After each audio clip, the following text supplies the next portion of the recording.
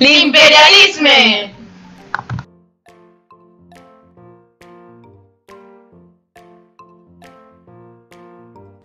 El terme imperialisme implica l'extensió del domini d'un país sobre els altres.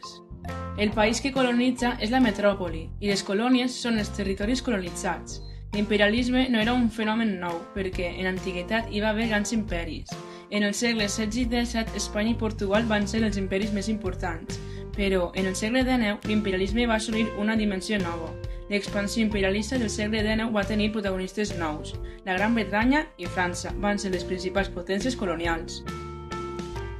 Es podria dir que Europa dominava el món. Hi ha 4 causes principals: les econòmiques, les polítiques, ideològiques i demogràfiques. Causes econòmiques.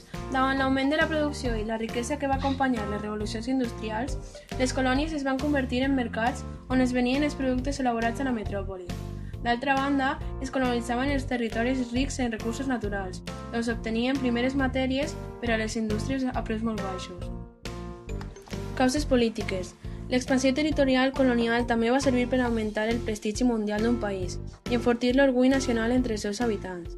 A més, per garantir la seguretat dels seus imperis, les potències van conquerir territoris estratègics. L'objectiu era controlar les rutes marítimes i terrestres importants. Per exemple, el Regne Unit considerava fonamental dominar Gibraltar, Malta, Xipre, Egipte i Aden per poder controlar la ruta cap a l'Índia.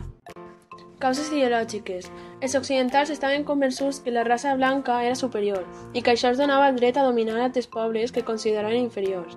Pensaven que tenien la missió de civilitzar la resta de pobles. Aquesta idea va impulsar l'expansió colonial. Una altra idea que va impulsar les conquestes va ser la curiositat científica. Causes demogràfiques. El creixement europeu va produir un excés de població que va provocar dificultats per trobar treball i tensions socials. En 1870 fins al 1914 es va donar la formació de grans imperis colonials. En 1885 es dona la Conferència de Berlín. Les potències europees es reparteixen el territori africà i establiren les condicions en les que podien crear colònies. A Àfrica només eren independents Etiòpia i Libèria.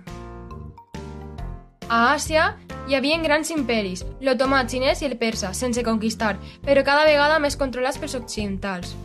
I per últim, a l'Amèrica Llatina hi havia una gran independència política i dependència econòmica dels països europeus i de... Entre 1870 i 1914 es van formar els grans imperis colonials. L'imperi britànic era el més gran i seguit de l'imperi francès. Aquest procés d'expansió provocà lluites i friccions entre les potències. Grans imperis. El britànic va ser el major i va dominar Gibraltar, Suez i Hong Kong. El francès va ser la segona major i ocupava terres al nord d'Àfrica i a la península de l'Índia, Xina i Àsia. El belga es va estendre pel Congo, l'alemany per Sud-àfrica. Itàlia es va estendre també per Àfrica. Rússia per Sibèria i va estendre els seus límits. També hi va... Els estats europeus van establir als territoris colonitzats 4 formes de domini.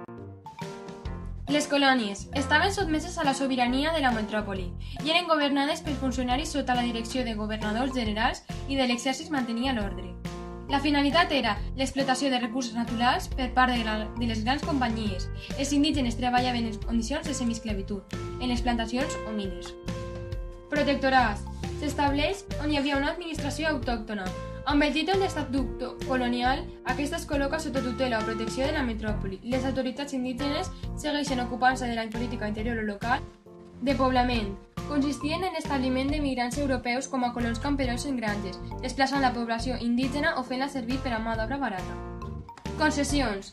Territoris que pertanyien a un país independent, però en les quals les potències occidentals aconseguien avantatges comercials i econòmics.